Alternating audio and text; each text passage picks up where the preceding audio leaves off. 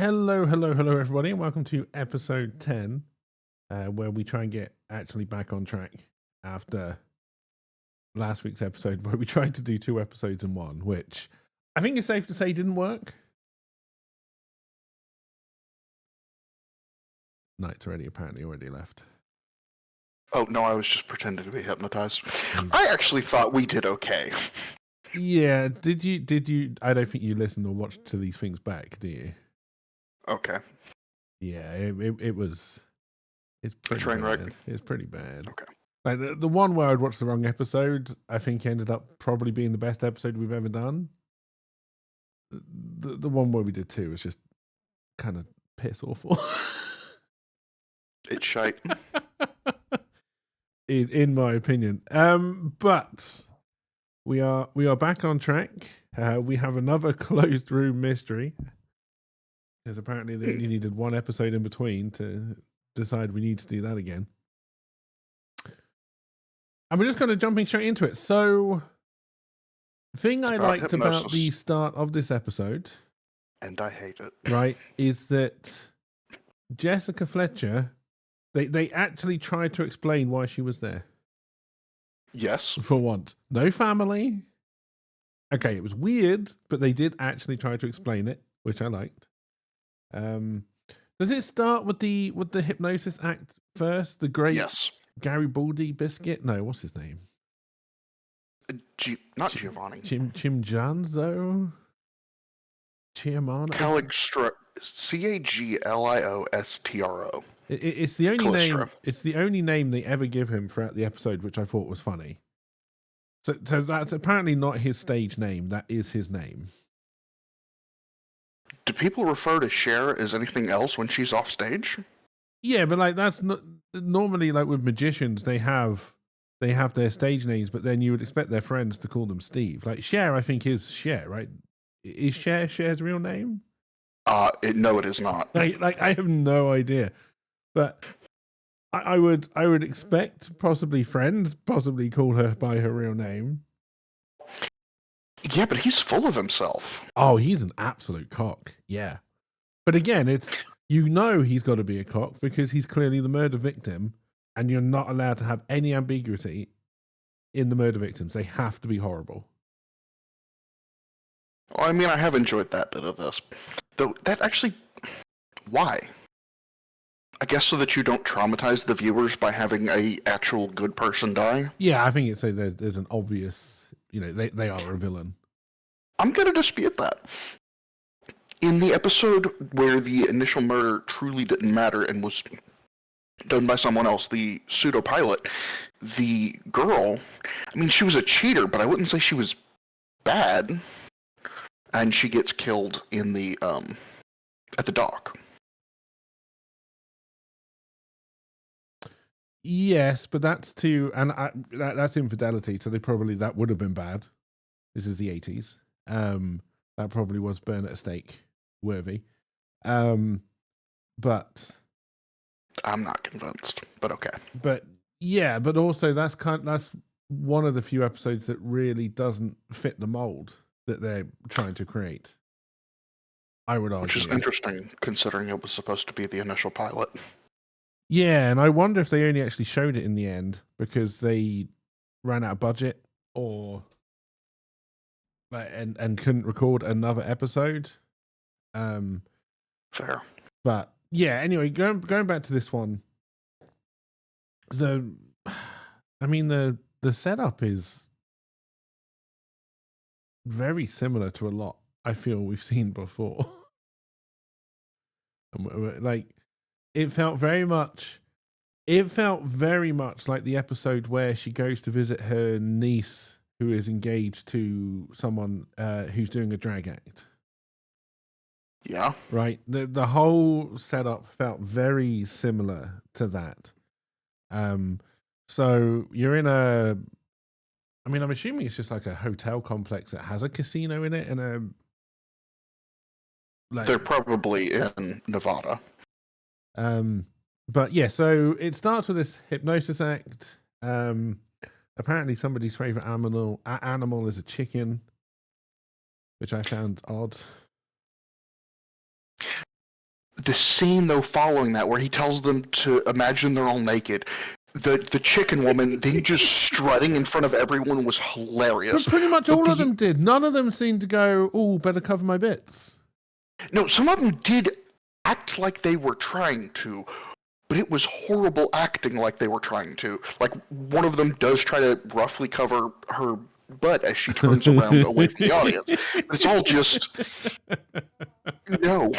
Yes. But the woman strutting naked in front of everyone. The strutting was funny. But yeah, like it was because it was, what is your favorite animal, right? And there wasn't like a single dog or a cat. Right? Good point. There was a chicken and there was an elephant. And there was whatever else the people on the other side were doing. I just thought that was a little bit weird to me, but easier to mime, I guess. When they do have people on all fours, I do see from a still I'm on. But I would say, yeah, it is for display purposes and making. Yes, but also, I think so. She really could just enjoy, fried chicken. Yeah, but I don't think that would be your favorite animal, right? Well, if it was your favorite animal because you enjoyed fried chicken, I think you would mime fried chicken. I like a steak. I don't think if I was under hypnosis and said do your favorite animal, I would suddenly be a cow.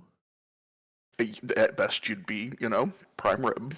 I mean, but yeah, the whole thing was weird. But they set this guy up, this Garibaldi. We're just going with Baldy. The hypnotist. They set him up. Okay, so one, they're trying to set him up as this kind of women want to date him kind of guy, which I could not understand at all. Again, it's generational thing, maybe. I don't know. It's supposed to be his power. Yeah, but he's just a dick. I know. He's a dick doing a terrible show at a. But again, this is the 80s. It's meant to be a nice hotel. But yes, and he has power. That's attractive. So, and then they set up the drunk reporter. Okay, so that's fine, but he actually, in the conversation he's having with Baldy, he's already acting like he's shit-faced drunk. Mm-hmm. So he's acting like that before the meeting even gets, or the interview even gets scheduled. Yeah. Why? I don't know. It doesn't actually track. A lot of this episode to me doesn't track, and a lot of it with him doesn't track. But yeah, so introduced to the hypnotist, he's got a bodyguard and he's got a show lady, yeah, whatever they're an attractive whatever their technical assistant. Called. Yeah, they got Debbie McGee. For you British viewers. And then yes, you got the drunk reporter. Does he also have a run-in with the hotel manager / owner in the bar, or is that afterwards? Yes, that is after that scene. Okay, but I want to touch on the beauty that was. I actually really liked how they involved Jessica in this one by. Was Jessica there first? Does it start with Jessica at the lobby, and then go into the act? No, we open on the act. But she is in the room when the meeting is discussed, because that's what gets her intrigued. Is when the act finishes and he's coming off, or does he come down later? No, it's later on. Okay, yes. So the opening scene is there at showing his thing. The next scene is actually the owner with his cheating wife. Yes, that's right. The scene after that is the attack that further establishes the assistant and the bodyguard and lovely female assistant. Because he tries to choke his wife out. What the fuck? He does try to choke his wife. Yes, and it's considered fine. But again, he's evil. No, but this is the hotel owner. Oh, that's right. It was the hotel owner. No. So again, I think this goes back to that other episode where I said the cheating spouse would be considered evil. I think people watching it would have considered he was in the right at that stage. And I think a lot of people still would now. In France, maybe. No, in America, in the US. The In my US is neck of the now woods? no, not in your neck of the woods, but whoever in your neck of the woods voted for Trump. This is the age they want to go back to. just never mind. remember I might. Yeah, never mind. I actually mentally was on the wrong side of thinking of things. This is what the US wants to go back to: men first, women second. But anyway, it wasn't until the 70s that credit card companies and banks were required to quit discriminating against women. Women actually had an incredibly hard time in the U.S. achieving financial independence. Yeah, and until the 70s. They'll try to undo all of that in the next 4 years, yes. I would imagine. But anyway, this isn't a political discussion. So yes, the hotel owner, who is someone I recognized, but I honestly couldn't tell you who he was. Like, I've seen him in other things, but I couldn't tell you who he was. Sets up the fact that the wife is having an affair with the hypnotist, so he is now a suspect for the murder.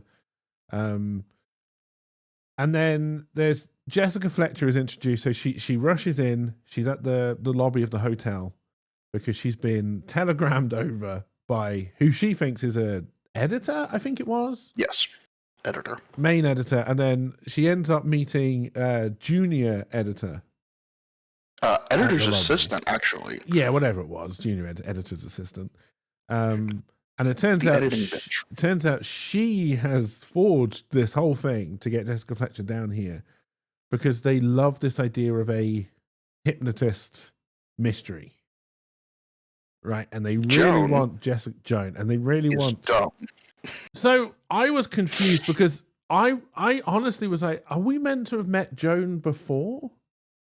And have we met Joan? But no, I think I was getting her confused with the niece from that episode where she's engaged. Yeah. But no, so because it is so similar. She comes across as keen, I think is probably the nicest way of putting it, right? So she loves this idea of the mystery, and she's trying to sell Jessica on it to write it. Jessica is just not interested, which I thought was kind of funny, but she's also not the kind of person who's going to get somebody in trouble just for taking a little bit of a leap of faith or gamble on something. So, right, she decides, okay, I'll stay the night, but then I'm leaving tomorrow. And we'll just forget this whole thing ever happened. So then they go into the diner. So this must be when the hypnotist comes back down just to have a drink. Right? Well, they go to a table as if they're going to eat, but it's the restaurant portion of the hotel that Jessica and the Joan were already in when Caligula and crew come down. So he comes down to have a drink, whatever. His show is done. He just wants to enjoy the rest of his evening. And he is confronted by the drunk reporter. Bud. Who I think is the weakest character in this whole episode. And basically the hypnotist then says, okay, so the reporter not only believes, it's turned out that, he's been reporting on this guy since back in London times. Which is interesting because none of them spoke with anywhere near an English accent. But the hypnotist, and I honestly quite liked this setup. The hypnotist saying, okay, you come into my room, I will tell you exactly what my past is, but under hypnosis, and if you remember it, well, then you can write your story, right? But you won't. It is a great setup for someone who truly believes they have hypnotic powers.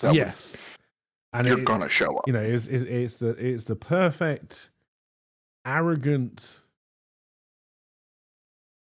thing you would expect him to do. I think it really fit with his character. Oh, absolutely. I don't really think it fits with how hypnosis works, but what are you gonna do?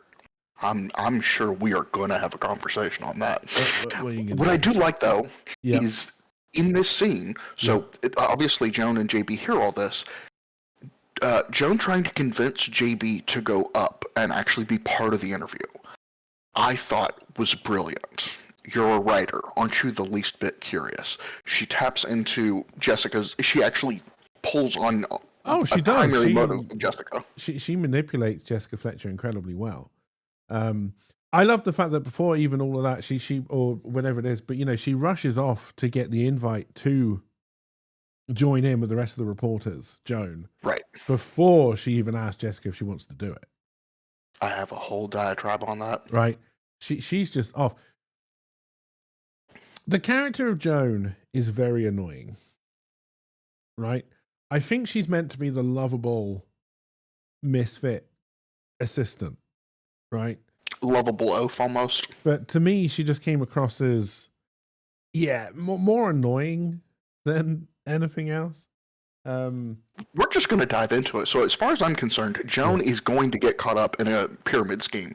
She's not willing to learn from her mistakes. She has an imagination completely untethered to reality. She's always certain that she's going to be right and goes off half-cocked. Wouldn't be that hard for someone to convince her, hey, that joining the MLM, the pyramid scheme, was Joan's idea, therefore she would do it. Yep. No. The other side of me was wondering if Joan is actually just one of the cleverest people we've seen.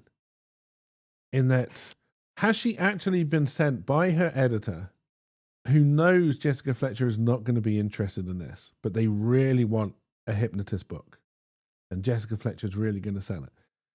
Did they send this really clever, manipulative person to really pull on Jessica to get her involved? She tries, right? Joan is directly involved with the rope hanging off of the building, and then immediately accusing the beautiful assistant / trapeze artist. She's stupid. Yes, but at the end, that's the story they wanted to write. So again, if she's working for the editor and the publisher, she's doing exactly what she was told to do. I don't believe that, because I don't think they've put any that kind of thought or layer into her character. I believe she is just basically a golden retriever following wherever the scent takes her. Right? Lovable but dumb. There's not that much 5D chess happening in almost anywhere. Yeah. But no, part of me did wonder, is she actually just this really clever, manipulative mastermind? But it's... But so then you set up. So you then have 5 reporters. Jessica Fletcher doesn't make it to the room in time because they take the hotel or lift. Because they take the lift and it's too slow. So you have 5 reporters in the room with the hypnotist. The drunk reporter isn't one because he excused himself because he's too drunk. So he sent his understudy, lackey. I'd go with understudy. Whatever is meant to be. Assistant in his place, which none of that makes sense to me. Not in the slightest. Absolutely none of it. If you are this reporter who is so dead set on proving this guy is a villain, there's no way you're missing that opportunity to be in that room. Right? Again, and I think this is the fundamental thing we're probably going to argue about with hypnosis. If you do not want to be hypnotized, you will not be hypnotized. Right? It is that simple. You have to, and they even cover this in the episode themselves with the wife trying to explain to the husband that she didn't want to do it, she was hypnotized to do it. And again, it's this idea that they even explain it. You cannot do something that you don't want to do while being hypnotized. Right? The amount of disappointment I had when Jessica was hypnotized and it wasn't revealed later that she was... I swore it was going to be, she gets hypnotized, does the things he says, and it was actually just a bait to try and get more information about him or hypnosis. The fact that they actually stuck with that being hypnosis infuriates me. I think they were going for the comic relief. And in all fairness, it was a funny scene. She's convinced she hasn't done it. But again, I think it's to sell you on this idea that you can, and I know you can, but you have to be incredibly willing to allow this to happen. that you can lock memory away under hypnosis, right? And they are really trying to sell you hard on this idea that it is entirely possible that somebody could hypnotize somebody, tell them everything, and then make them forget, right? Mm-hmm. It's not a strong premise in my mind to come from in the beginning, but it does set up a wonderful closed room mystery. I will give them that. But it does. You know, they did set up this idea that if you don't want to be hypnotized, or if you don't want to do what they say when you're hypnotized, you won't do it. So in my mind, if this drunk reporter, in quotation marks, didn't want to not forget, or to put it in a simple way, wanted to remember what was said, that is what would have happened. He would not have been convinced to forget it. I would argue he never would have allowed himself to be hypnotized in the first place. I would argue that if there were hypnosis, that is not. I will say though, there's a difference between an action and a thought. Keeping someone from doing, if someone's unwilling to do an action, such as hurt someone else under hypnosis, I can see that being something, if hypnosis were real, because I'm going to stand on that all fucking day. Hypnosis is real. You just have to be willing to be hypnotized. It is him not being able to remember versus remembering versus acting, I think, are truly two separate things. And again, because you would be doing it against your will, and that's the whole point of hypnosis, is that now whether this is just because big hypnosis has convinced all of us that you can't be hypnotized against your will and do something you don't want to do, but in actual fact you can, and it's the most villainous thing anybody can ever do. I don't know. But I mean, that actually would be quite effective. You know, my understanding, so again, my understanding of hypnosis is if that drunk reporter had gone, he would have just remembered everything anyway. Right? Or just not been hypnotized in the first place. Right. Okay? So, and I don't think any of those reporters would have wanted to be hypnotized because they're all going to get a story. Right? I think the other attendees would have been more willing. I don't think Bud would have actually done the actions for the supposed hypnosis to actually play along with the story. Bud is the drunk guy. Yes. That, I think, is possibly true. And then you could argue that the hypnotist guy would not have said anything because part of the deal is that you had to be hypnotized. Well, I mean, it wasn't even made clear that you had to be hypnotized first. Exactly. In my mind, he was saying that he was going to tell them everything that happened and he would then hypnotize them afterwards to make them forget. Correct. Right? And that's not what happened. They were hypnotized first. Which then makes it more believable that they wouldn't remember because they possibly never heard anything that went in. The other thing, though, with hypnosis is that if something is said to you and you've willed yourself into a hypnotic trance, it's actually easier to remember it at times. But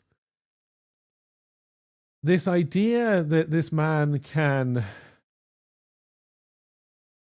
basically overpower your brain to make you do whatever he wants, I didn't like it at all.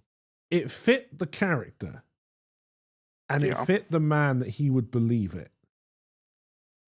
But the fact that it just wasn't then, and I remember everything, and we're going to run this story in the paper tomorrow, the fact that wasn't the end, to me, was disappointing. But anyway, you've got these 5 people in a locked hotel room. You've got a guard on the outside. And you then also have Jessica Fletcher on the outside as well. Right? In this closed room. And Joan. In this closed room, the hypnotist is murdered. And you hear glass smashing, right? And then I think before you then, you do hear. You don't actually hear the murder. I don't think you hear him thud, do you? I don't think you hear the glass smashing. I don't think you hear the murder. I think you hear the glass smashing, and everyone's like, "Oh, what's all that about?" Now, why the man wouldn't scream when he's stabbed in the back, and why you wouldn't hear a man falling on the ground, I don't understand, and how there was no blood. But anyway, And how long it takes to get from a broken window back to your chair. These are all well, I mean, it did take them a while to get into the room. So Wasn't the yeah. hotel owner there in the lift with them? And when No, they panicked, he came up in the lift afterwards and just happened to get off that floor for some reason. Okay, fair because enough. he is still technically a viable suspect for some of it. Right. But not really, because he's like 30 seconds after the glass has smashed. There's no way he could have. He has a motive to have paid someone else to do it. Yes. So he gets off. He's got the key to the room. In they go. He's murdered. Everyone else is still under hypnotic suggestion and is just sitting in the chair. It's sitting in the chairs under hypnosis. For a long time. For a long time. And then the policeman gets in. I quite enjoyed the policeman. To clarify for the audience, they're all staring, 100-yard stare, and the hypnotist had them raise their right arm and hold it steady. He even pushes on each one to verify their arms locked in place. So they're sitting, staring, unmoving with their arm held out. The right arm thing was weird as well. As was, when it comes down to it, how did the guy know to do that? But anyway, that was probably part of it. He probably told them as part of the hypnosis to raise their right arm. Yes, but just spoilers, do what the other people are doing. Spoilers. You cannot. Yeah, but again, so this man believes he's hypnotized you, right?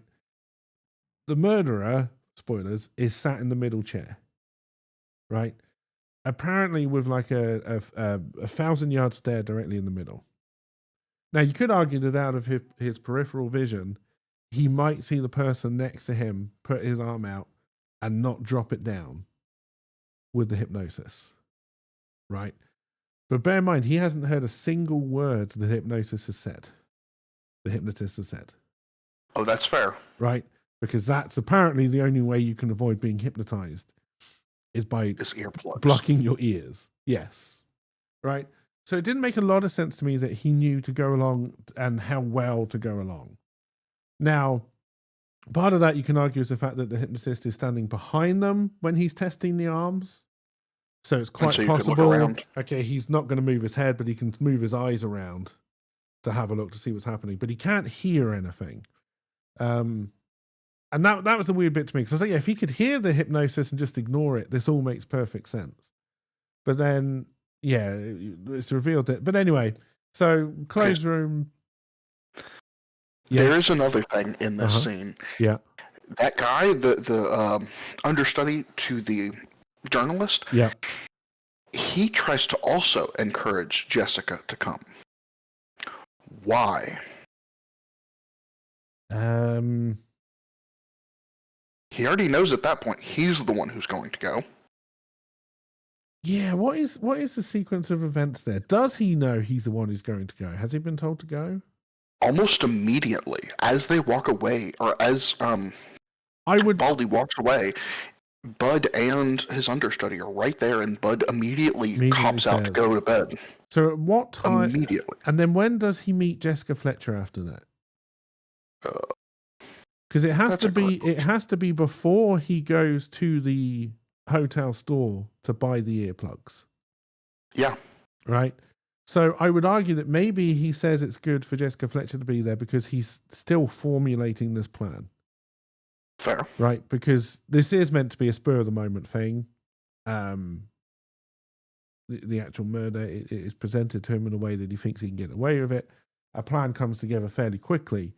So yeah, maybe he thinks having Jessica Fletcher there, and again, maybe having Jessica Fletcher there under hypnosis makes her a very strong witness, and therefore pretty much unable to do any investigation into this murder if she was in the room at the same time. Right. Because there's no way. I still think it's you're asking for trouble to include her. You know who she is. Your best hope is that she doesn't get involved. Yes, I agree with that. But yeah, I think there are depending on when it happens and how quickly after the you're going bit it happens, I think you could argue that, yes, he hasn't thought it through at that stage. Right. He's not thinking of doing a murder. He's just formulating the idea. But... And maybe he was actually encouraged by the concept that she wasn't coming. Yeah, 100%. So then I think we get to this really weird bit where Jessica Fletcher's going through the lobby and is harassed by a fan who thinks she's somebody else. Right. Even though she's got a Jessica Fletcher book in her bag with a picture of Jessica Fletcher on the back. And then when Jessica says, look at the picture on the book you're carrying. It's me. Yeah. The person then immediately is like, oh, you're no Jessica Fletcher. You're no J.B. Fletcher. Yeah, was that scene supposed to be just physical comedy? Because I didn't get that. I don't know. I think the only point of the scene was to give you that she's shouting at the understudy who's going into the lift that he has because she wants a way out. And that's going to be Jessica Fletcher's way out, right? So I kind of get it from that point of view. And then obviously he doesn't hear, which at the time, isn't she convinced by that point that she is going to go up? Yeah, she's convinced she's going to join. So she could be calling him just to let him know, hey, I'm also joining. No. She's calling him because she wants away from this mad woman. No, they to craft her yelling for him, to craft he was wearing earbuds scene, it could have just been her trying to let him know that she was going up. Having this scene take the place of that. Oh, I see what you mean. Yes. Forever. Yes. And I didn't really understand it. But then again, I think it's also to give the timeline that he's now gone to the gift shop, brought earplugs, and is on his way up. With the earplugs already in. Yes. To do this thing. I don't know if they were just trying to make the timeline more believable, but it was an awkward scene. I didn't understand the scene, and it just kind of made things feel more awkward than they had to be. And it also delays her enough that she's not in the lift with him, so she doesn't make it into the room. So I think it is there to feel odd and drawn out because I think it's trying to make the timeline make sense. I think that's weak. I didn't enjoy the scene. I didn't think it was a good attempt at it, but I would imagine that's what they were thinking. And you could have burned time to give him time to get up there. Though it does make sense that he would almost immediately put them in after buying them because he can't go up to the room and put them in. Oh, yeah. And he can't be near any of the other people that might see him put them in. He's got to dump the packaging, whatever. Like, it does make sense. But again, there are so many problems with that. Like, so when obviously he gets, he's going to get to the room. There's other reporters there. You would imagine there was chat before they sat down and got hypnotized. And normally he's just ignoring all of this chat, right? He's just ignoring all of this chat because he can't hear it. Like, it also raises more questions, I feel, than it answers. Yes. Right. How the earbuds he would have bought are also shit. They're not good at actually drowning out enough volume for the supposed purpose anyway. No, I would agree with that as well. But it's I guess a convenient plot device, right? Fair. But also inconvenient for all the plot holes. Yes. I mean, I didn't like it, but yeah. So you've got this closed room. He's stabbed in the back. He breaks the window in the stupidest place. And I don't understand that. Well, even in the pseudo, we're going to blame the trapeze artist on it, his story, he doesn't actually provide his reason for breaking the glass. No, he broke the glass. I think that the whole point of breaking the glass is to convince somebody else got in that room, right? Because you have to take the blame away from the people who are in the room. So therefore, somebody has got to get in. And that makes a lot of sense. It even made sense that they went to the outside of the balcony and broke the glass so it came into the room, right? So somebody has broken their way in, not broken the way out. But because of the stupidity he shows by hitting it right in the bottom corner, he may as well have hit it from the inside. Right? As intelligent as breaking it so the glass comes inside. Yes. He broke it in the bottom corner directly away from where the handle would be. Yes. If you're going to break the glass to try and say there was a break-in, you break it near the handle. which is the Yeah. point they make. Like they make that in the show. That's the kind of first hint Jessica Fletcher has that something's wrong here. And that's also her endearing to the local police moment. Yes. But No. it didn't make any sense. Now, I know this is a spur of the moment crime this guy is doing, but he doesn't look that stupid that he would hit the glass there. Well, and also, he actually has time. Once he's killed the guy, he actually has some amount of time before other people are going to show up. He knows that the bodyguards locked the door. Yes. On the basis Which would mean that you don't hear the murder or the body thump, he's got all the time in the world. He could set something great up. And again, he broke it from outside, then reshut the door, then sat. Yes, again, that's what I mean. in. It shows intelligence enough so that he knows the glass has to be on the inside of the room, but not intelligence enough to go, oh, well, hang on, if I'm breaking in, I need to be able to reach the lock and the handle. Right? And it's not like he broke a big enough gap that somebody could have crawled through it. No. Right? It's not like that was the entrance, unless a cat did it, which would have been a very interesting twist. But it was so dumb, and it gave Jessica Fletcher this incredibly easy thing to latch onto. And like you said, which is what, because again, she goes in because the detective was like, oh, you were outside, blah, blah, Tell me blah, what blah, you heard. a few questions. Okay, go to your hotel, but make sure you don't check out because I need to talk to you again later. She then, standard stuff. She then takes advantage as she normally does. He turns his back. She wanders into the room, right? Because she wants to have a good look around. She's nosy like that. I like the fact that he then kind of rushes over to her and says, what the hell are you doing? Right? Yes. I liked that. I was like, okay, this is a detective who doesn't necessarily want her here, which makes sense.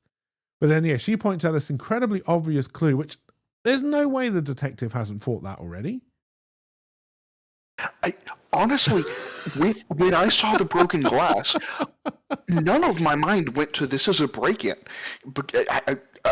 Because it wasn't where a break-in would happen on the glass.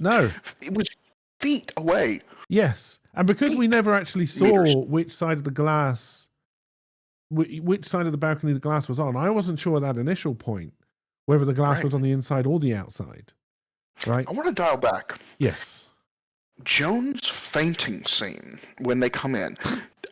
Obviously, it was, a real scene that that looked like the most uncomfortable fainting miming you can do. That looked profoundly backbreaking. Yeah, it did. Was I alone in that? No, it didn't look good. It didn't look good. But she should have called SAG after that and said, hey, yeah, we shouldn't do feints like that anymore because that sucks. I mean, every scene she was in, I feel was kind of just kind of terrible, honestly. So she's then really this kind of weird driving force behind pushing the plot forward. Not in any meaningful way, but honestly, I'm trying to think what the next kind of big scene was, because the only one I can remember is when we go to the assistant and it's revealed she was a trapeze artist. But I think there must be other things in between that. The next scene. Okay. One other thing. Mm-hmm. So they're all still hypnotized with the guy dead on the floor. Yes. We have the convenient factor that Joan had recorded one of his shows and therefore could be played to unhypnotize them, which that would have taken so long to do and to think of. Side note. When you heard she'd recorded it, were you expecting a video? Yes. But then I remembered back to the scene that it was actually just a yes. So you when, see it in her hand. So when you do, but when they bring out this kind of dictaphone cassette tape, I was like, oh, that's what they meant by record it. And given how hot she thought he was, it would have made sense for it to be a video recording. Yes, but think of the size of the camera she would have had to take at that stage. Yeah, but think of how much she would have enjoyed herself later. Yes, a huge amount. But that I found funny. But I also found it funny, again, and this is one of those things with hypnosis, I'm pretty sure the other guy, so when they bring in the kind of police detective psychologist guy, consultant, whatever he is, right? He's just introduced as a psychologist. So when he can't dehypnotize these people, I just assumed he had no idea how to hypnotize. right? Wasn't part of his training. The point I wanted to make is the time Yes. that our murderer is sitting there pretending to be hypnotized. Wait, no, they actually have their arms back down in this scene. I think they do, because I think you can't possibly have anybody sit there for hours. It must have been, I would imagine. Yeah, but why did they shove their arms down? Because he was, tested their arms. You couldn't shove their arms down because he proved that you couldn't. Yeah. Did their arms just eventually, or did their muscles eventually just collapse on them, and that was why they put their arms down? Maybe. I don't know. I think it's just. I think we call it a plot hole. When I was thinking of it, of how long he was sitting there, I was thinking of all that time as well for the recording to actually play that he had his arm up, but willingly, non-hypnotized. Yes, but even so he's sat there and he has not reacted to any of this. Okay, so apparently he can't hear, right? Which is fine. Right. But then when they're broken out, how does he know? I guess he just goes along that everybody else suddenly broke out of it. Yep. But does he then talk to people straight away afterwards and can hear them? That's a good point. I honestly can't remember. I will say, can't remember. Him managing to stay still with his arm down after that, while being incredibly difficult, well, he'd be coursing with adrenaline too, though, so that it still really might be quite hard. But I was going to say, if you know the consequence of moving is life in prison, it's a pretty good motivator to manage to stick it out. Yeah, but come on, you got all those people going around and adrenaline. You have to imagine these people are looking at these hypnotized people to see if there's any sign of life in them, right? Because these are cops. They're probably thinking they're not fucking hypnotized. This is fucking bullshit. They've probably gone and clicked their fingers in front of this fucker's face, and he's apparently just ignored it. Now, it's possible. Blinked. Yeah, that's a good one. It's possible he has already dumped his earbuds things at this stage. He may have thrown them out of the balcony when he went out there to do the Actually, that would be really smart. Right. So possibly he could hear everything. But again, if he can hear everything, that's even harder to ignore everything that's going on and to not give yourself away slightly. And again, it's not just the one detective. This room is crawling with cops. And for him not, if he took his earbuds out, the amount of panic he would have to crush upon hearing Jessica say this break-in doesn't make sense as a break-in. It's nowhere near the handle. And he, he'd be like, fuck. Yeah. Like, again, it doesn't make a lot of sense. And yes, but yeah, so they get the psychologist in, who again, that's more time. And this is when Jessica Fletcher then says, well, Jones got a recording of it. They play the recording back of the end of his show where he breaks everybody out. I'm pretty sure if the psychologist knew about hypnosis, he could have broken them out by himself. Right. Well, I do want to give, if we assume that his earbuds were still in, the way they wave the tape around in front of them would also give him clues that he's about to be released, so he could more easily watch the others for when they release. He would know, at least have a vibe that this was an attempt to break the hypnosis. I'd probably want to watch that scene back, because I think I'd be looking for certain things. Like, is he the last to react? Do you know what I mean? I don't think they tried that hard on that. Does he wait to see what everybody else does? Does anybody talk to him? If so, does he respond? And then if he does, I would then want to look at the bit at the end. No, because they don't show him doing the murder and breaking the glass, do they? They only show it when he's trying to convince them it's the assistant, the glamorous assistant. So yeah, you don't actually ever see what he does, right? No. Okay. Not well, and that's part of the reason why I didn't feel like why to me there was a question of what's his motive for breaking the glass, but it's just his or her motive is his motive, just explained as if it's her. But no, yes, yeah. So like I said, a lot of this doesn't make sense, but yes, it is then proved that this psychologist guy does know hypnosis, because that's who Jessica Fletcher. I think that was the same guy who Jessica Fletcher went to see, right? Why else would she go to him? So, and then he hypnotizes Jessica Fletcher. And that scene is quite funny. The first of all, react as if you're drunk, and then second of all, react as if you're this highfalutin New Yorker. Like it was funny, and I honestly thought Jessica Fletcher's reaction to herself was very well done. I agree with that. Where she does get embarrassed, but she finds it funny, and all this kind of stuff. Because she's convinced she wasn't hypnotized. Again, to really sell you on this idea that you don't remember being hypnotized. That's a good point. But I liked it. I liked that scene. But yeah, then they kind of said, well, if he does know about hypnosis, surely he, wouldn't know how to break would know how to break it, unless they're trying to say there's powers of hypnosis, and Garibaldi's powers would have been much stronger than his. I don't know.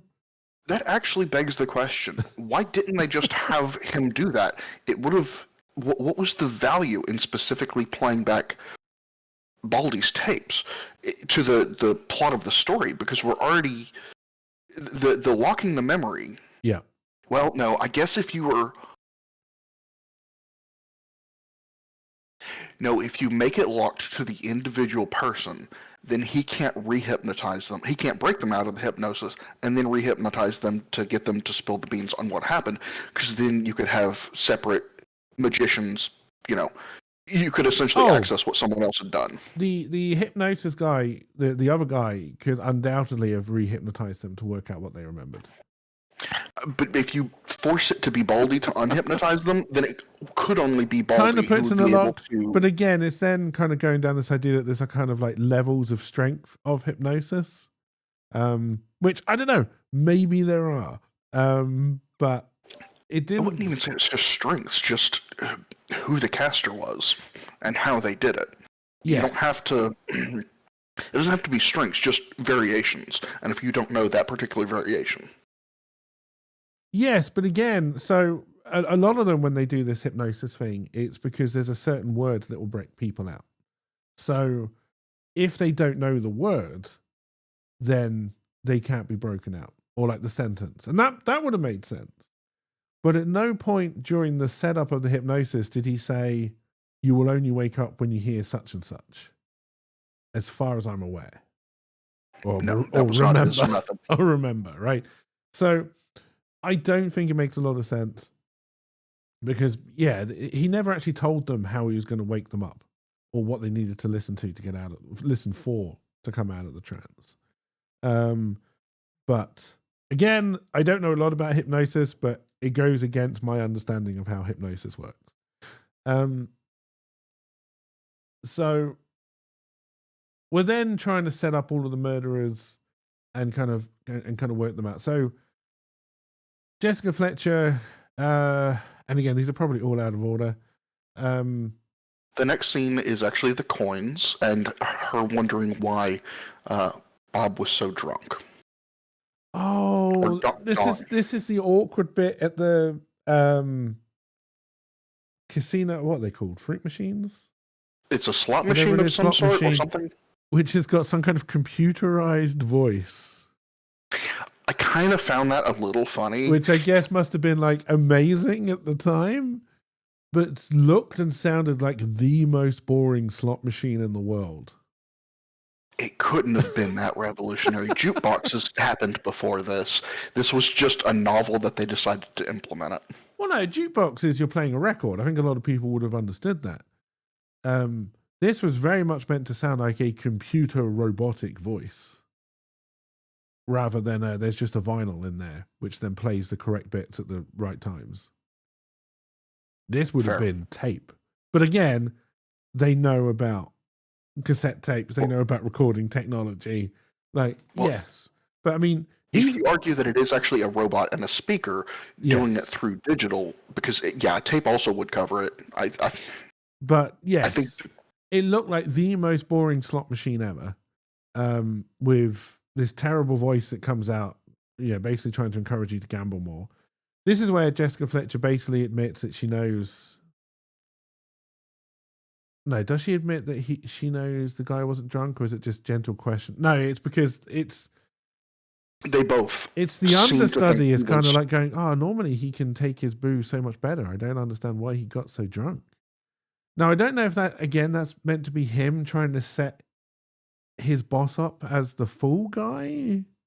Yeah, but that also, well, because I can see, that does set the, because we also know how much the actual reporter hates him. So that does kind of, he's obviously lying to get out of being in the room initially so that he can break in later. Yes. So I don't know if that was the point there, but then again, that wouldn't make a lot of sense given the guy's motive in the end. Or whether it's just to cast enough doubt that it never comes back. I'm assuming the guy, the murderer, the understudy guy, is assuming that this is too much of a mystery. They will give up on this case, right? No one's ever going to know what happened, and therefore no one's going to prison for this. So I don't know if it's necessarily fool guy, just more create as much doubt as possible at this stage. So there's too many questions. No one's going to work it out.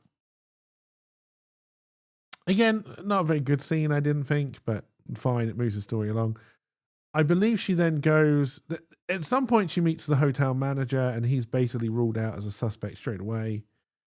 So the scene after that, she goes back to the room to talk to the detective. The detective immediately says, "Oh, you're just doing this for your book." But why is there construction going on in the room? I think... Or are they just tearing it down to see if it is a sealed room? To see if there's a way in or out, I think is what they were trying to show there. It was clearly a different room. Oh, yeah.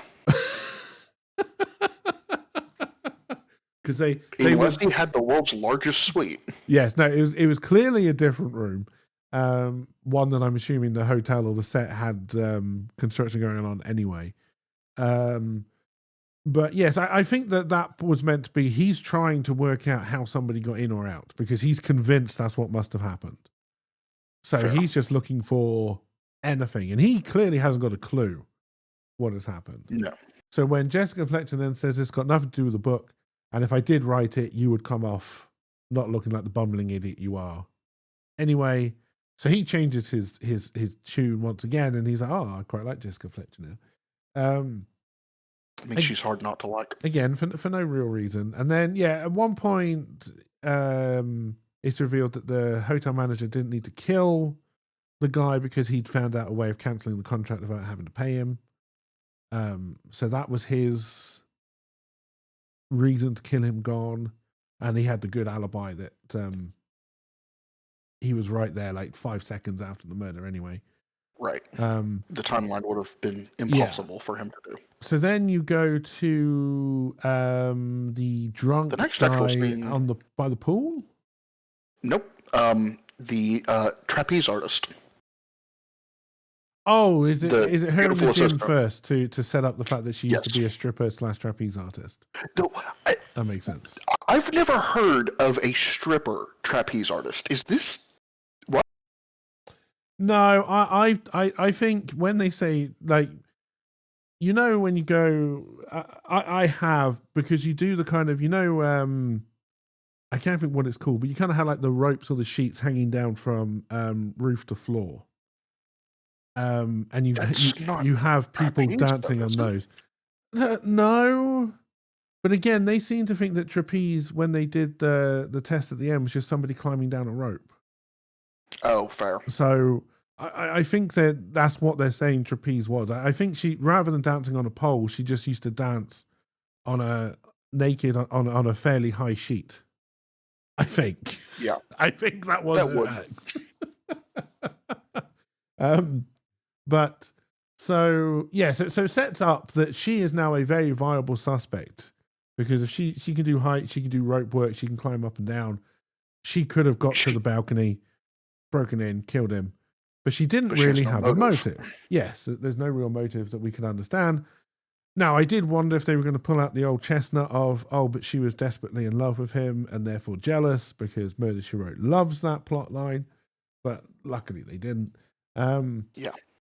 So then we must cut to drunk reporter by the pool. And Jessica Fletcher's like, but you weren't really that drunk. And that's when we get the backstory that he knew this guy in London. He knew the hypnotist in London, and he used hypnosis to blackmail people, which is something I can very much believe. And then he wrote a story on it.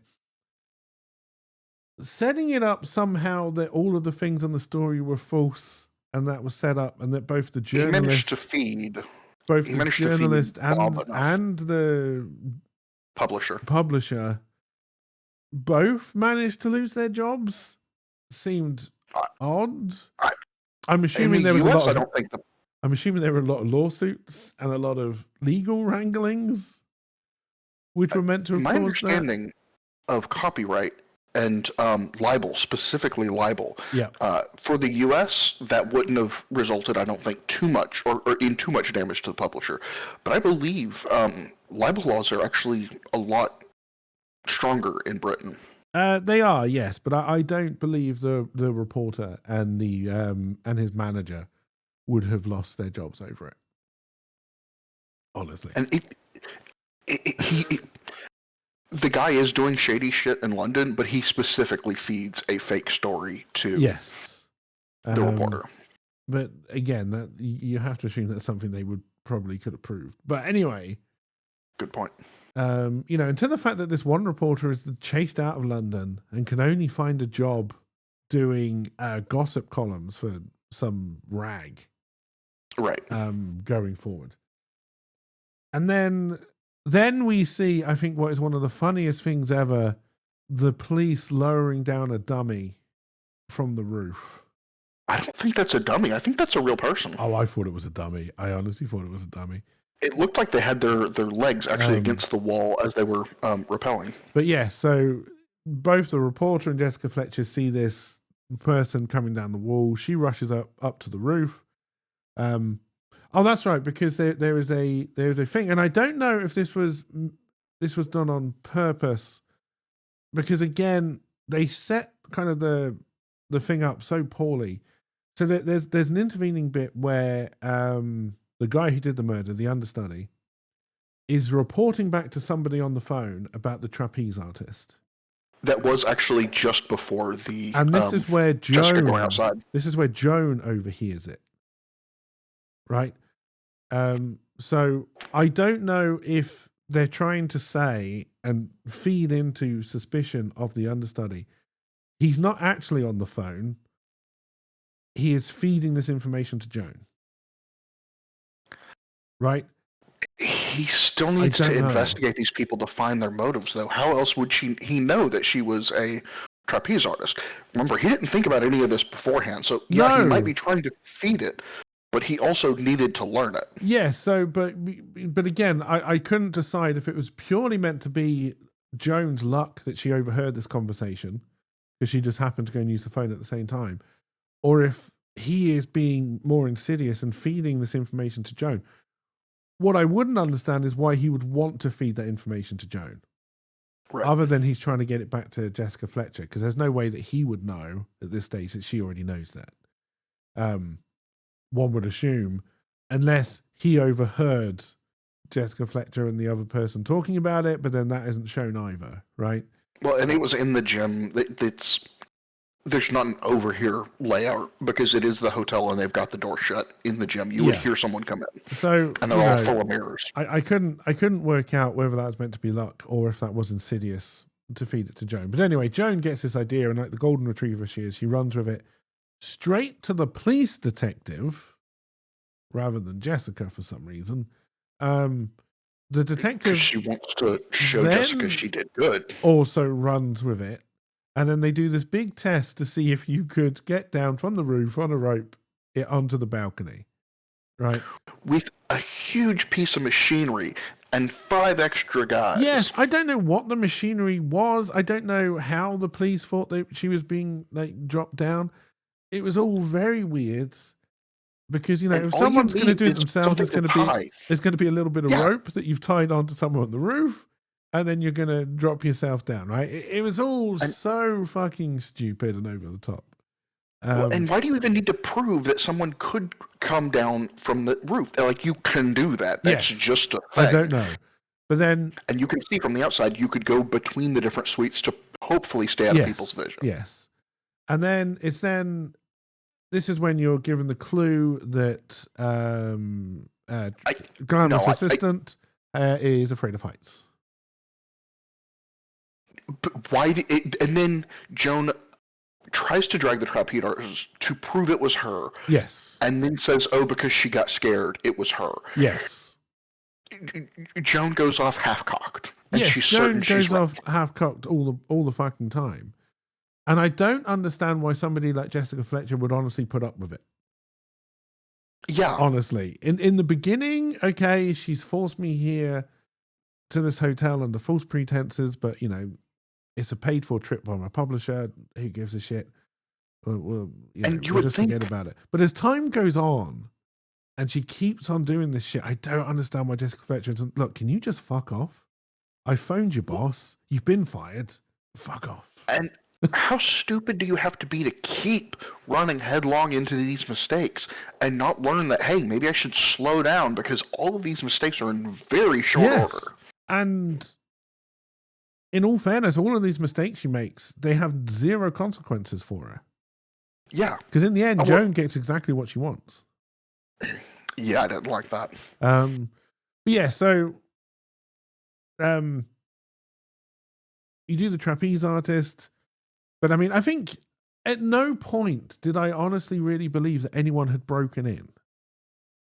No. Right? Even though they were trying to sell you on that idea, I think they've already unsold you on that idea with the whole why is the glass broken in the bottom corner thing. Mm-hmm. Right?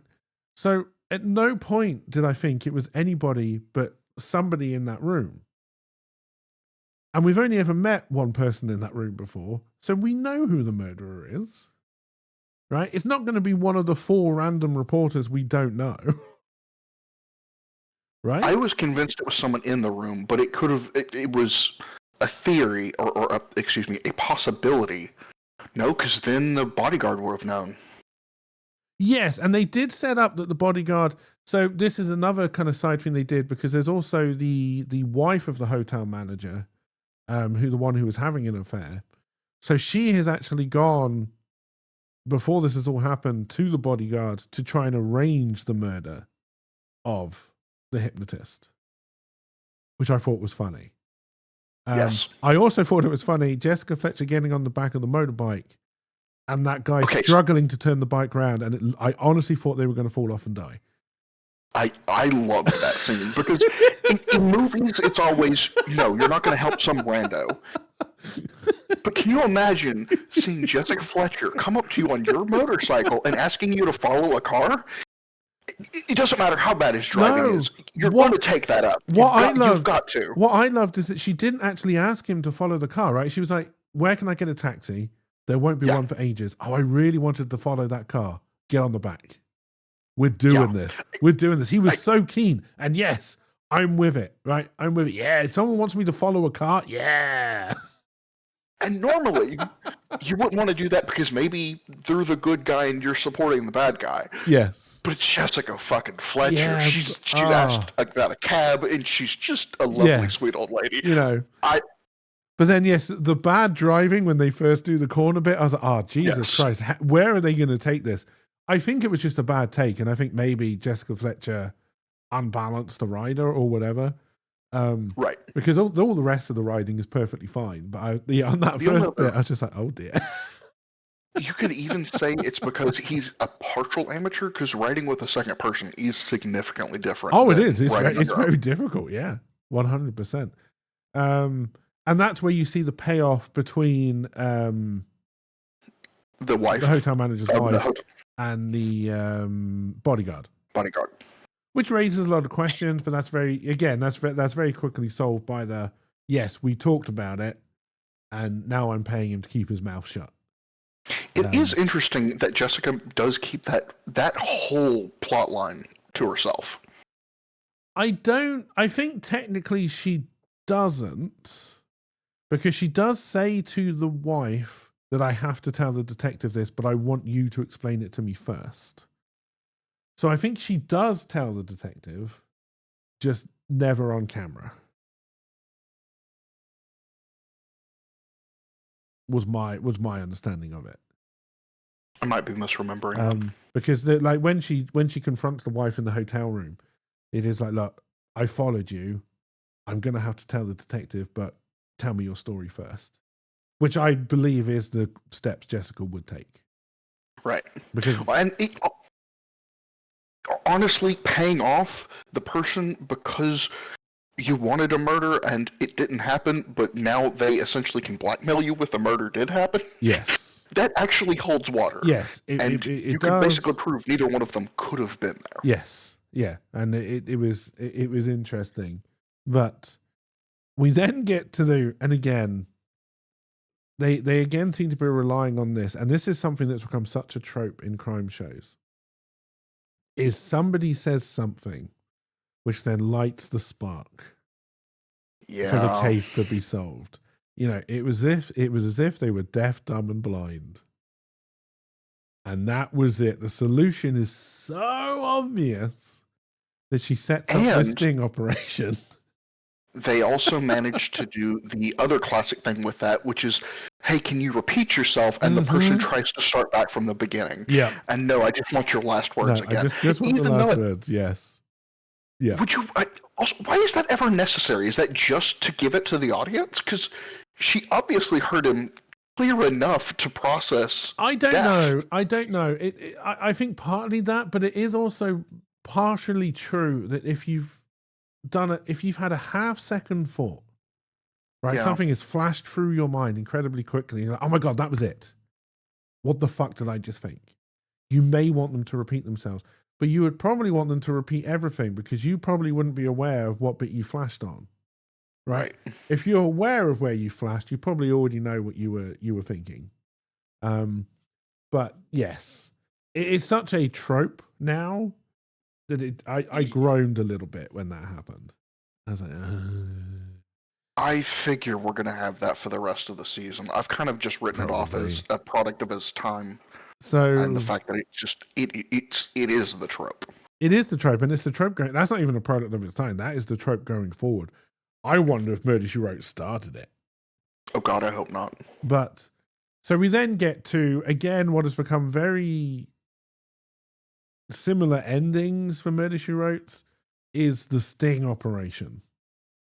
Right? They like their sting operations. So I can't remember how she convinces the reporter to go back in and be hypnotized. Oh, because they think they found a way that he can unlock the memories.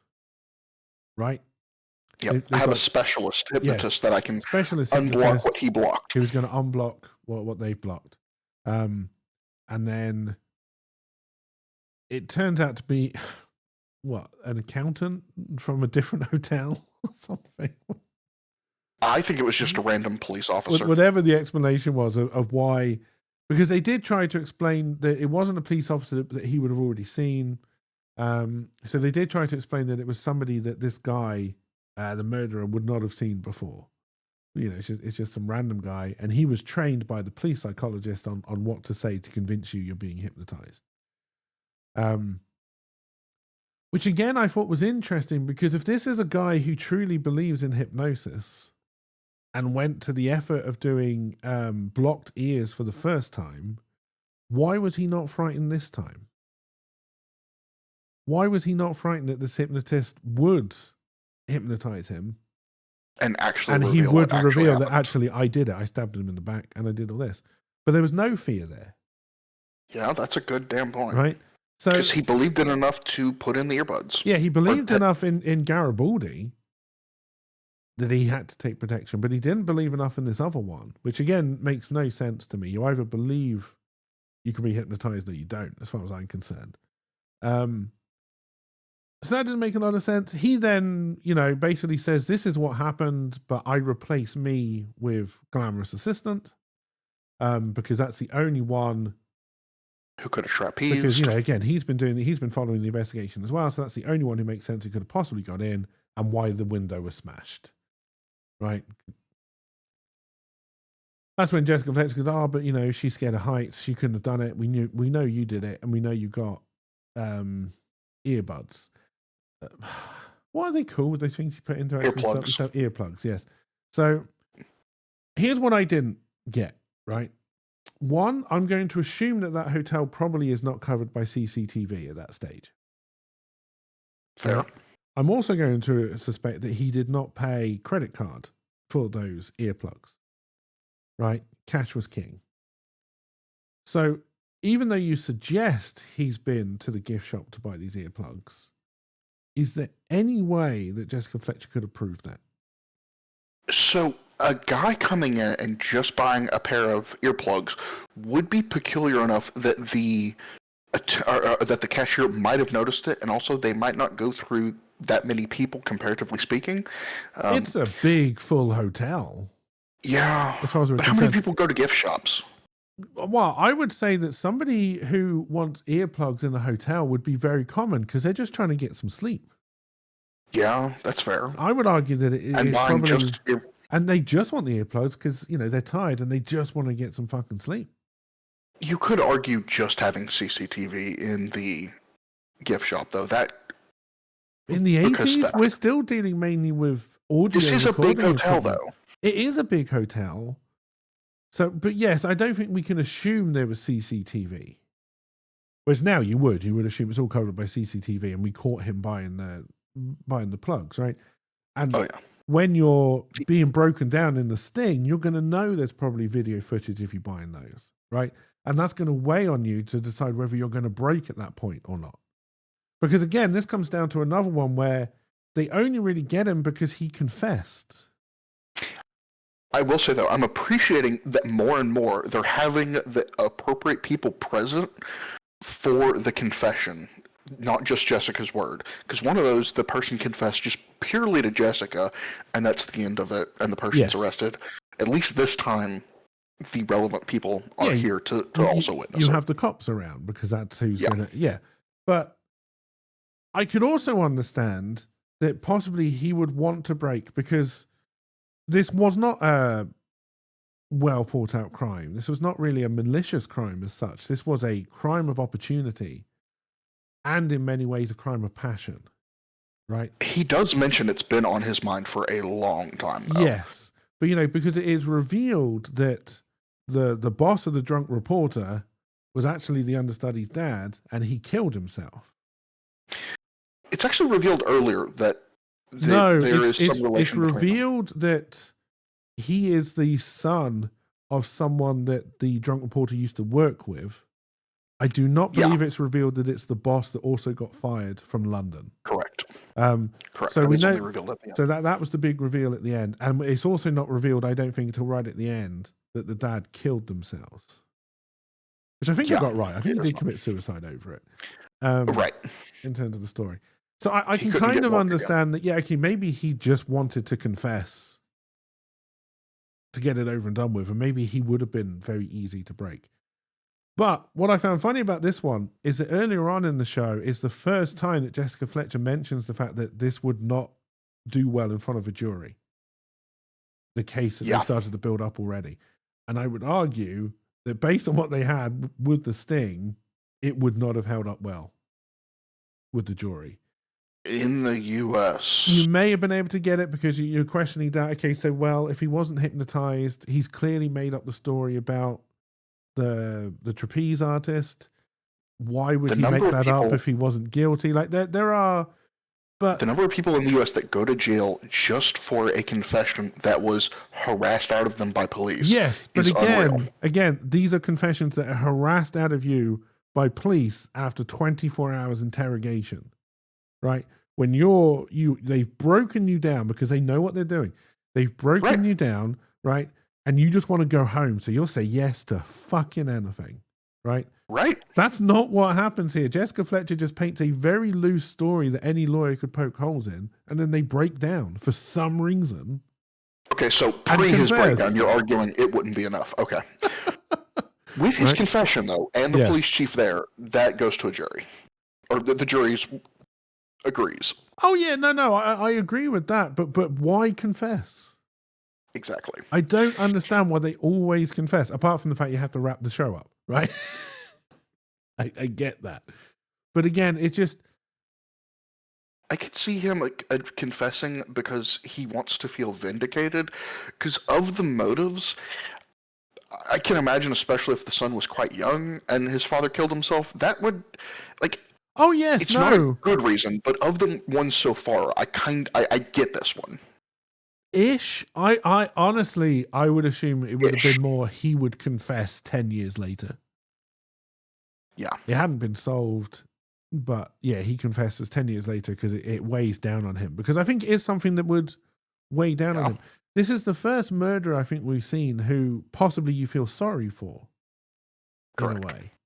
Maybe you were meant to feel sorry for the women who have been deeply in love, but the secretary who acted as if his wife for the professor on the yeah, that's the one I was talking about. I did feel bad for her actually because she's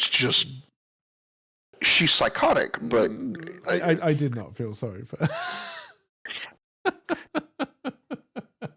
And honestly, I didn't feel that sorry for this guy, but I think maybe you're meant to. But no, I found the whole confession bit a little bit convenient. I didn't think there really was much of a mystery to solve in this one. Yeah. And it just seemed that they were kind of wasting their time until they could do a final reveal. And then, honestly, I still thought it was potentially someone in the room that had escaped. That maybe hid in there before they all got in. Yes, and they did explore that with the idea that the bodyguard may have let somebody else in, possibly before they were even there, right? Right. Well, no, the bodyguard sticks with him. He's not always blocking the room, so theoretically, the room could have been broken into while they were all away, while he was performing even. Yes, but then why break the glass? To make someone think it was a break-in from outside, not someone who had the ability, yes, who was already in the hotel. Again, if somebody's already in, you're assuming they're probably a hired assassin at this point, rather than a crime of passion. They would know better than to break the glass down in the bottom corner. Again, that whole breaking the glass where they did to give Jessica Fletcher an easy into the case was ridiculous. Not well executed. It was stupid. It was stupid. And I don't believe the guy who did it would have done it. I don't believe he was that stupid. I know you're meant to think he's rattled, he's going off the cuff, he's not really thinking it through, but I think he's cleverer than to do something as stupid as that. If they actually wanted to do that scene, they should have just had it broken in the right spot from the wrong side. That would have because that would have sold it too quickly. No, because that would have sold it too quickly. But I believe he would have just broken it by the door. You still you still solve the case at the end of the day. The reason you have to have something for Jessica to. The reason they give that the trapeze artist couldn't have broken in is that she was scared of heights, right? So the fact that the glass is broken in any way kind of doesn't make any difference to how Jessica Fletcher solves the case, other than to give her the easy in with the police officer. Right. And I just, it just felt weird. It felt forced. And then we get to what's meant to be, I think, the comic relief ending with Joan. So Jessica Fletcher is now interested. I believe she's now committed to writing the book. It's an interesting story. But then Joan comes on and says, but they don't like the ending with the son revenging his father nonsense. They prefer the one with the trapeze artist. So that's what you've got to write. Yeah, but again, she goes off half-cocked again in this scene because she's already reached out to the editor to try and say, we've got the... Yes. She's excited, and she tells them that, hey, we want to do this, and gives the whole story, apparently. Yes. And then, gives the whole story, but they prefer the one with the trapeze artist.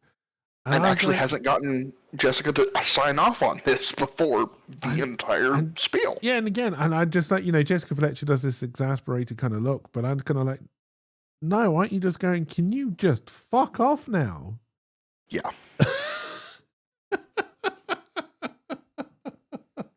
And yes, I hope Joan is a character who never appears again, because I didn't like her. I didn't really like her interactions with Jessica Fletcher. And yeah. We won't see her again. She isn't even a family member. But what I will say, so fun fact, this is the first episode I remember having watched before. Really? Yes. What scene? And I only remember it because I remember the evil hypnotist. Okay. As I was curious what sparked the memory. it was as soon as it wasn't even the hypnosis bit. It was when he does the ultimatum in his white suit in the bar afterwards, and I was like, "Yep, I've seen this one." I remember this one. I'm still we are of very different opinions when it comes to hypnosis. I mean, people have tried to hypnotize me and it's never worked. And it's purely because I'm not comfortable enough with most people to allow myself to be hypnotized.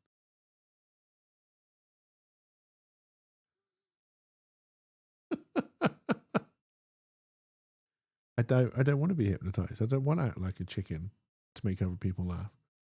Unless I want to do it. Because I just want to act like a chicken. Incepting an idea is not the... Convincing someone they thought of something themselves is not that hard.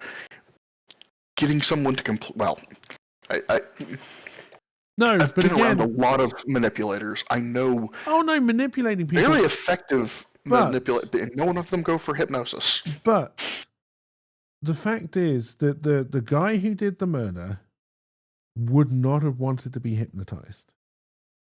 Right. Yeah, he definitely wouldn't have. So there's no way that I believe... Because he's already decided at that point. He'd already decided what he was going to do. He was not going to be hypnotized. And I do not believe... And he's decided he's going to fake it. So... Yep. But they give the idea that this guy, this hypnotist, could just convince anybody to do anything. Like, not as if it's like proper magic. Not just, hypnosis is again, it's just another one of the tricks, right? It's you get people into such a calm and open state of mind that they will take these suggestions. Right. And if you don't there's want more to problems with the murder setup. Yeah, well, yeah. I was going to let you finish, sorry. Of course there are problems with the murder setup. Where did the knife come from, and how did he manage to murder him right there with, he would have expected the guy to shout out or something, but also trying to set up stabbing someone in the back. He would have to have the knife already on his person, and yes, it's going to be hard to get behind dude. Don't know where he got the knife. Well, no, because based on where the body is found, I think you're meant to be given the opinion that the guy is walking, basically circling the reporters as he's telling his story. So I can kind of understand that, as he's circling around, he goes past the middle seat, guy jumps up, stabs him in the back. Right? I can understand that. How hard it is when the person's already three quarters of the way past you to win in a game of Duck, Duck, Goose? Yes, but I imagine that's what they're trying to say, is that's what happened, right? And the hypnotist guy would have been so sure of himself that he probably wasn't even expecting anybody to move. Right? He's probably not even paying attention to them anymore. But the fact that it's it's a stab in the back, and this guy somehow manages to stab him correctly in the back that he dies instantly, right? Because he must have died instantly because he didn't scream. There was no repeated stabbing, right? There's no blood anywhere in the crime scene, right? He didn't get any blood on himself. There's no blood on the floor. There's no blood on the wound when you go back to it. How hard is it to actually... You've got to stab through bone, and some of the stronger bone. You've got to stab through bone, and straight to his spine. Based on where the knife was, it looked more like it was going through the shoulder blade than anything else, right? But that may just be. I just assumed it was intended to be spine. That just may be for the camera, right? But again, you also, because again, it's a stab in the back, so you have to imagine he didn't catch him as he fell. So why is there no thud? Right, and again, they're right outside the door. You're going to hear a thud, right? Plush hotel carpet. If you hear the tinkling of glass, you're going to hear a thud.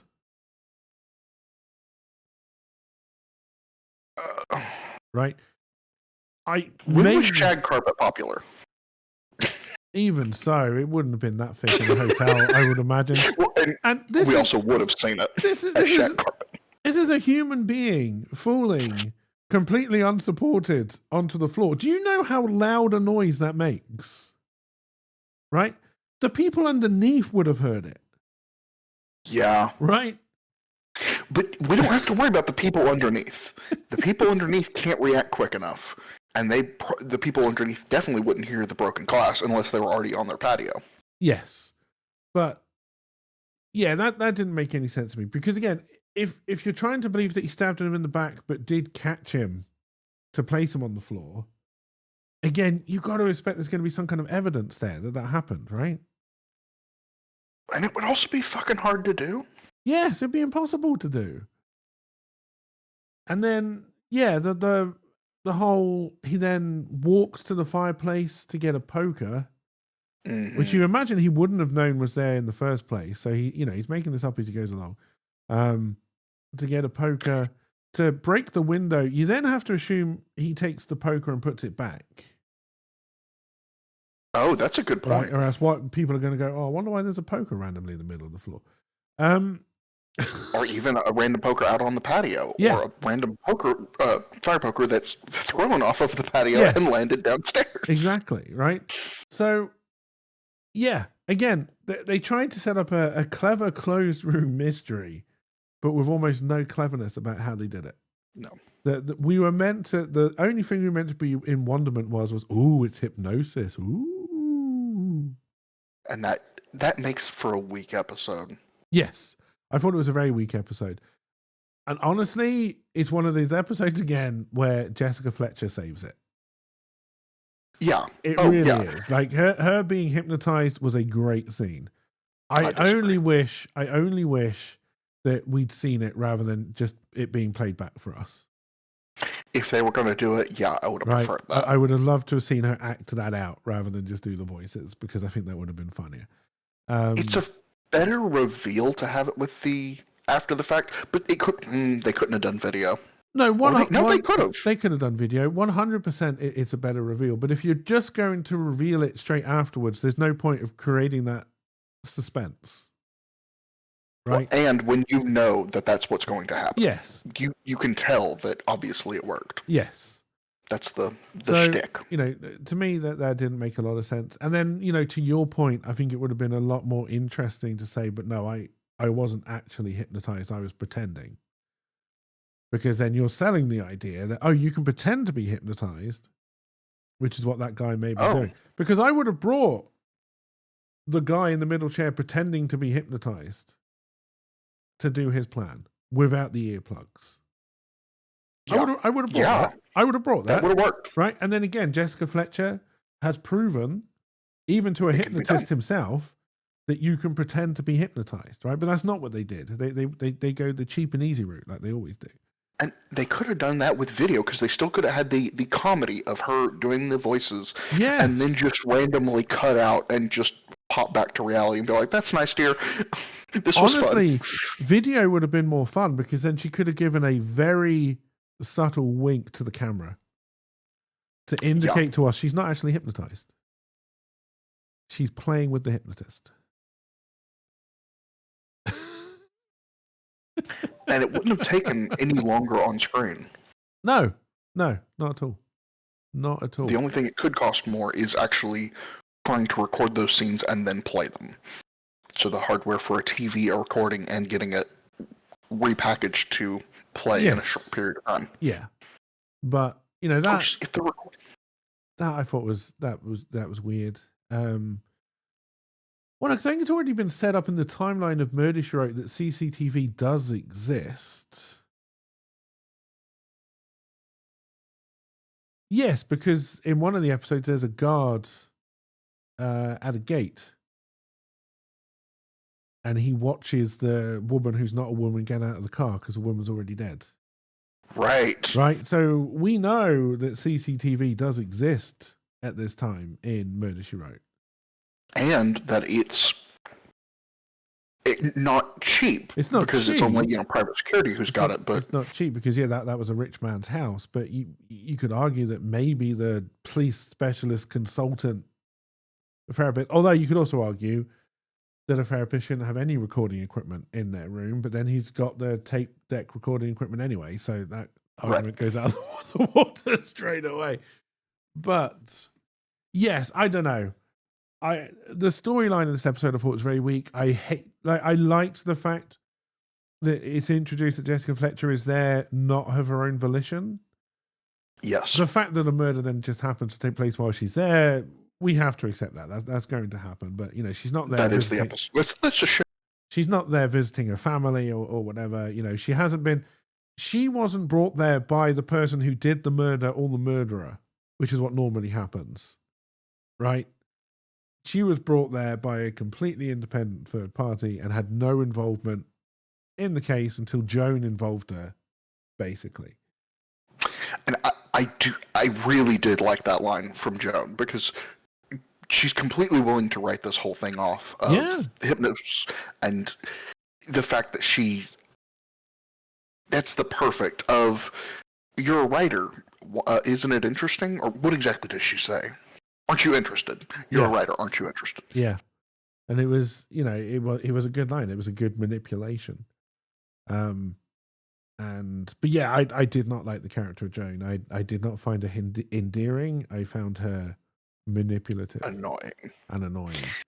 And the fact that she gets her own way at the end, I just didn't like at all. No. She's not that good of a manipulator. Or she's an expert manipulator, because this whole ditzy act is just that. There's no 5D chess. If she was sent on a mission to get Jessica Fletcher to write a hypnotist story, she fucking succeeded. With flying colors, she's going to get a bonus. Have you ever seen, what is it? That people play online? Is it 4D or is it 5D? Oh, the chess from Star Trek. I'm thinking of 5D then. You're probably thinking of 4D chess, right? I don't think so. No, I'm thinking of 5D chess. Right. There is a video game, 5D chess with multiverse time travel. There is 5D chess that involves time and going back and forth, and you can see like multiple moves play out on multiple boards based on what you do. Okay. 5D chess, it doesn't happen that often. Well, no, 5D chess is ridiculous. Especially when you consider 4D chess is actually 3D chess. Well, and especially when you consider that she's just stupid. She's just Joan. Or again, she's not. That good. She's this best manipulator you've ever seen in your life. Is that how she convinced the entire crew to go upstairs to prove the trapeze? Maybe. That still seems stupid. Or maybe she just sucked off the detective. I don't know. Because it's never... She would have known well enough that was a waste of time and would make her look bad It's to never Jessica. Explained. Well, no, because it sets the story up that she wants to tell to the publisher. Doesn't matter if it's true. She set up a better story. So did she also convince this guy that it was worth murdering him too, to play in to actually have this released? Now, wouldn't that be a really interesting twist? That would have been a great twist. It's actually the Joan who convinced this guy to go ahead with this plan. That would have been brilliant. But no, it would have to be I agree. A much longer episode to fit that. I think the problem is that Joan is meant to just come across as ditzy, energetic, and keen, right? But is meant to be lovable. Yeah, she's not. But she's not lovable. She comes across as annoying, and that was the problem for me. Is that it's almost easier to believe she's manipulating the entire thing. Because again, why has Jessica Fletcher not just... At some point, if I'm Jessica Fletcher, I phoned up my editor and said, "Can you get Joan away from me? She's fucking crazy." Yeah, this one either you get rid of her or I go to a new publisher. Yes. So, and again, in an episode where I didn't believe hardly any of it anyway. Fair. Like I said, I loved the introduction. I love the fact that she's there against her will. I love the fact that you got this kind of ditzy, probably ladder climbing assistant. She definitely wants to climb the ladder. She mentions that all she does is yeah, she's trying to get a one up, a leg up, and make herself look good at the publisher. Which is fair enough. That's part of the work life cycle. But yeah, to have this just annoying person then succeed. Well, and it wouldn't have been that hard to give her a bit of a, oops, I messed up. Here, I'm going to improve I'm going to learn. Yes. And it wouldn't take that much time to have her, No. It doesn't have to be a big plot point, but it would just make her less annoying. Yes. Even right at the end, when it's like, yes. if she'd come and said the publisher wants the trapeze ending, but I explained why that doesn't work. Yes. Right? Her character is she has evolved over the episode, and suddenly her character's story makes sense.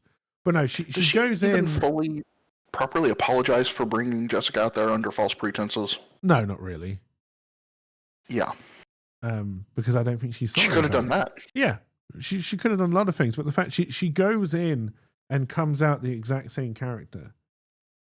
And is annoying the whole time. Yeah, it's annoying the whole time. And in my opinion, she's not a good human being. Right? That annoyed me. So I think she's too stupid to be bad. And then the whole... I tend to agree with you as well. And then the whole reporter pretending to be drunk to hide from the hypnotist thing didn't make a lot of sense to me. Yeah. I don't know where that cowardice was meant to have come from. It's just an excuse to put the assistant in the room,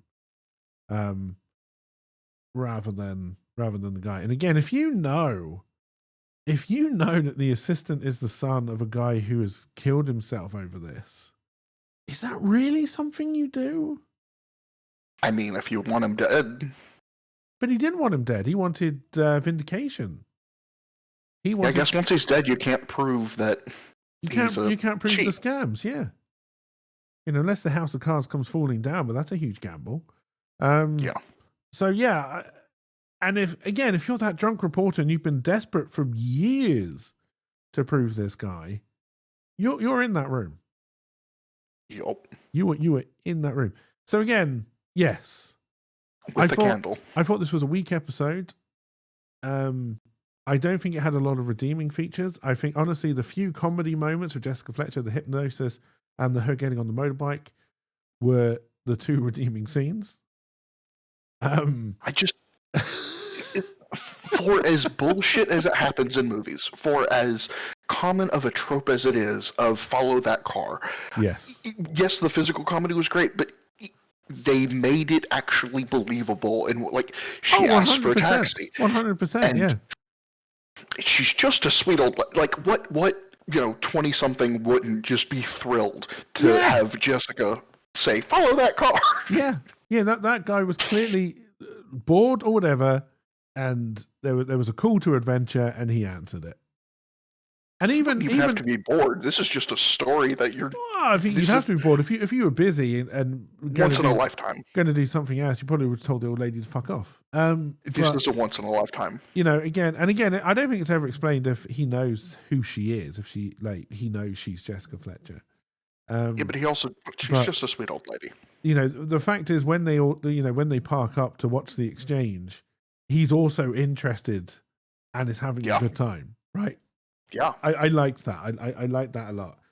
And again, this is why I stayed by. It was a once in a lifetime opportunity. He's taking this shot. To me, even if busy. This is why they really should have given Jessica Fletcher a sidekick. Yes. Right, because it's these moments. And again, if you can be growing these characters together as they go along, it's these moments that really move the story along. Right? And keep you engaged from episode to episode, season to season. But what I will say is I do believe this is one episode where Jessica Fletcher did not immediately know who the murderer was.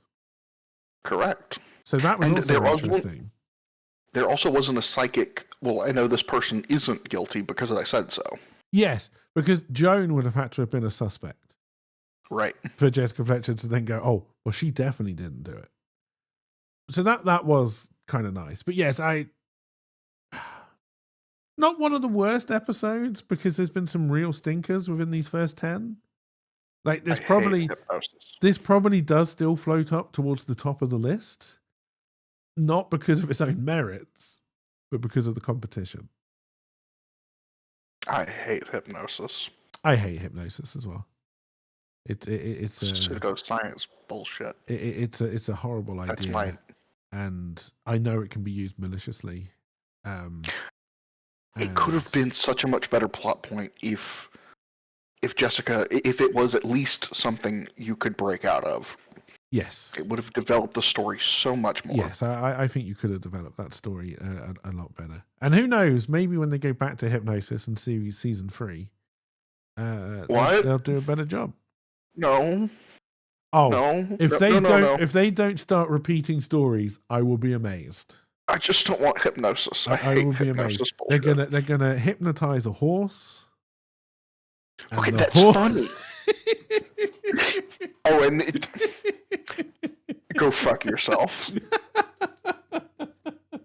I just searched the Murder She Wrote wiki for the word hypnosis, and every single thing seems to point back to this episode.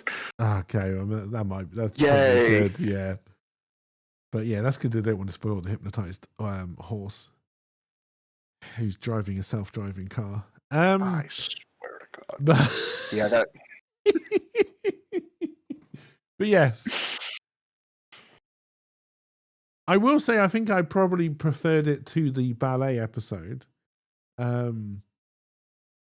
think the ballet episode has some much more intriguing interactions between Jessica Fletcher and the other characters. But I think all in all, I think what I'm learning is I definitely prefer the more lighthearted episodes. The ones where they stop to have a little bit of a joke are the ones I definitely enjoy more. But I do wish they could do the lighthearted episodes and a mystery that makes sense when you start to pick it apart. I wish they would quit introducing information that is factually incorrect. They may not have known it was incorrect at the time. It's not that hard. Well, no, they may not have. Again, this is 30, 40 years ago.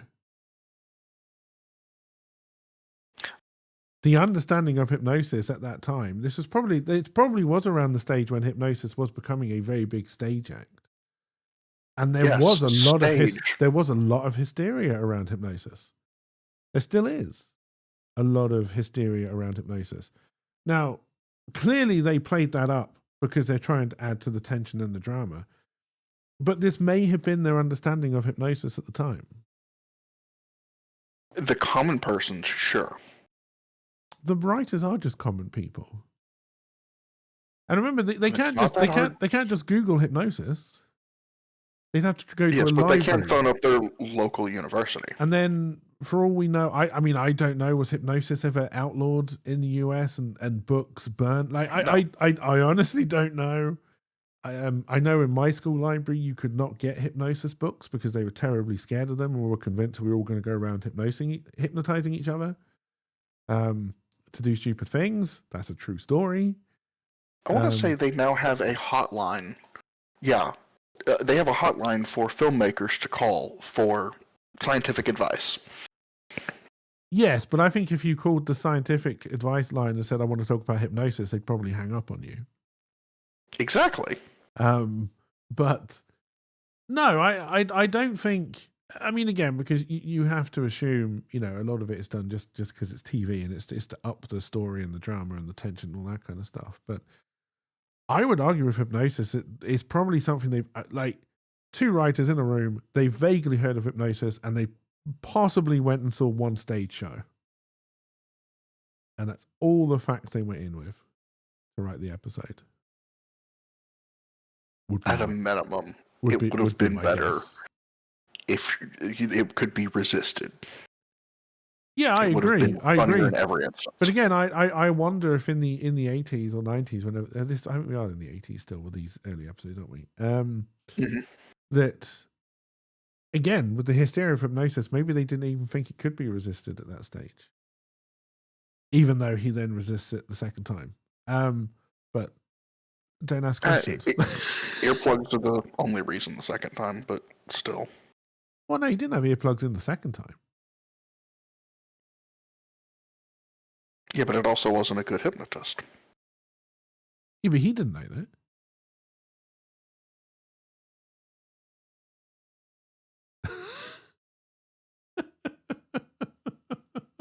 Again, this is one of the many plot holes that doesn't make a lot of sense. But yes. No. It's funny that this is one of the ones I remembered as a child, but yes, not one I would particularly want to watch again, that's for sure. There was a scene with Jessica outside with the reporter, Bob, Don, whatever his name was, Bud Michaels. Yeah. And he says, I swear somewhere in the episode I heard the word snort as an offering to Jessica. Did I just lose my mind, or there was definitely an offer of something at that, but I thought it was just like a drink. Yeah, that's what I thought afterwards, but I swore the word I heard was snort because it was just like a one-word offer. Maybe. Which that would have obviously that would mean cocaine, heroin, something, sortable drug, which I can't imagine they would actually want to allude to. So I'm assuming I've just lost my mind, but it just caught me so off guard when I heard it. But yes, I think that's episode. I think that's episode 10 covered. Hopefully, next episode doesn't involve pseudoscience or inaccuracies. No, but hopefully it involves more excellent young children acting.